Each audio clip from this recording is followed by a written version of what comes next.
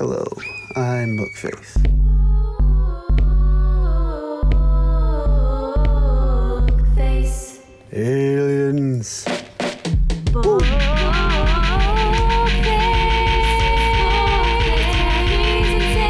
Questionable but educational. He's gonna talk about yokai. We suck. This is your family. Time to get extra spooky.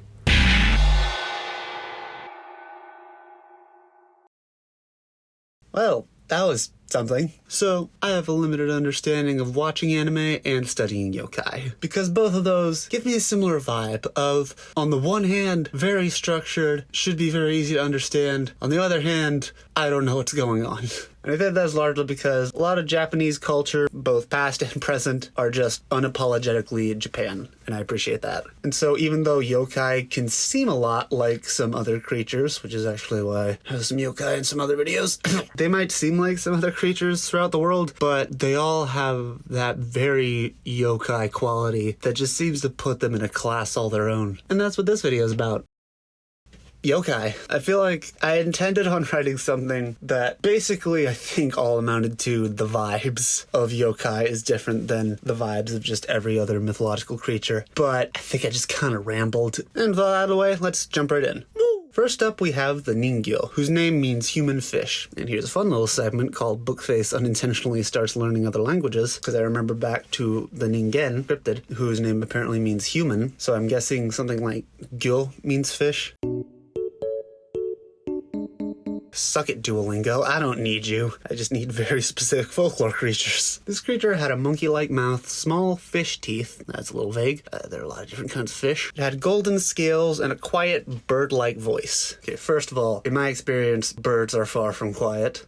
Let me smash. But also, I really don't know what a monkey-like mouth means, or what that would look like exactly. So apparently my artistic side thought it would look like... Remind me to fire art book face. Possibly report them to somebody. This creature was similar to a mermaid, except distinctly more fish than human. And they also tended to be hideous or deformed in some way, in case you couldn't already tell. They had good tasting flesh. Just saying that doesn't feel right. And apparently it makes you live longer. Though I have a feeling if you ate this thing, it would make you not want to live much longer. Unfortunate side effect. Catching a Ningyo is bad luck, you think? And because of this, most of the gun. Casual questions while recording. So most of the time fishermen would throw them back. Yeah, I really don't think pulling this thing out of the water would be a good sign. Throw it back and burn the ocean. If a Ningyo If a Ningyo washed up on the beach, then it foretells war or disaster. Burn the beaches! Burn everything! Next up we have the Tengu. These creatures were seen as yokai or as kami, which are kind of the Japanese term for gods. And from what I've vaguely heard, like I said, studying yokai is not my specialty. Kami and yokai are kinda the same general thing, except kami are more in a good light and therefore more often deified, where yokai are usually shown in a bad light and then are therefore more monsterized. I could be completely wrong about that. That's a disclaimer I have to put in every single one of my videos, despite the fact they're educational. I could be completely wrong with everything I'm saying. These creatures often combined a human, a bird, usually a kite, and monkey characteristics. They often had a red face with a long Pinocchio nose. And before you judge that comparison, note that the other descriptors that I found in my research implied that they resembled something a little more, questionable. In Buddhism, they were seen as demonic figures or creatures that foretell war. But in other bits of culture, they were seen as, well, still dangerous. They were spirits of the forest and mountains, and often took on more protective aspects. And they're sometimes seen as the reincarnation. They were sometimes seen as the reincarnation of an arrogant person. So basically, if you call somebody a Tengu, could be a compliment, could be an insult, could be flirtatious in some ways.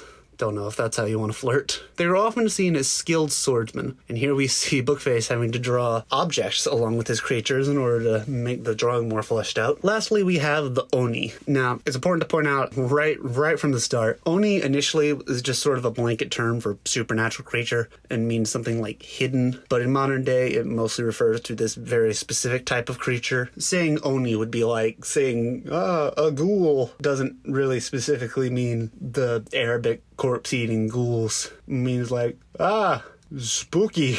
The Oni were giant humanoid creatures, taller than trees sometimes. That's some respectable power right there.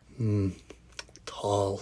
They most often had red or blue skin, wild hair, 2 horns, and fangs or tusks, which turned outward, which is actually a recurring theme I've found throughout various depictions of mythical creatures throughout Asia. They usually wore tiger skin loincloths. Now, these might be horrendous demonic ogres, but they still watch their modesty. Unlike a certain raccoon-like yokai with extremely large balls. Yes, that is a thing. No, I am not exaggerating. That is exactly what it is. They're incredibly strong and sometimes very skilled with magic, and they often held iron clubs or kanabo to crush humans. Yet another weapon I've had to draw. Should have just given the Ningyo a Tommy gun or something, I guess. I don't know why Tommy gun was my first thought. It was believed that human souls become Oni when they sin and go to the Buddhist hell. And I'm pretty sure that's called Naraka, but I also don't know how many hells Buddhism has. At least one, I can tell you that. And they're thought to make up entire armies in this Buddhist hell. Although sometimes thought that humans could become Oni while they're still alive, if they're wicked enough. And these were the ones that would most commonly mess with humans. And the way I see it, imagine you got this annoying neighbor, and one day they turn into this giant demonic ogre with a thirst for human blood. And they do the exact same annoying things that they did in the first place, just now with really sharp teeth. And there we have 3 yokai. This video is a lot to... It was a lot and also not very much. There's tons of sources on yokai. It's incredibly well documented and there's plenty to choose from. But I think that's why it's so hard to start, because you're like, well, the first one obviously has to have the best. But then that also kind of means the most generic ones to get those out of the way before we start getting into the complicated things. Yeah, it was just a lot of thoughtful analysis to try to figure out which ones would go in this video and which ones would be saved for a later date. I'm happy to get on yokai though. Yokai are something else, and you're gonna see that in later videos, and a little bit in this video, hopefully, maybe. This video might have just told you I'm something else and not necessarily something good. If you like this video, please leave a thumbs up, comment down below, and subscribe, and I will see you next time. Bye!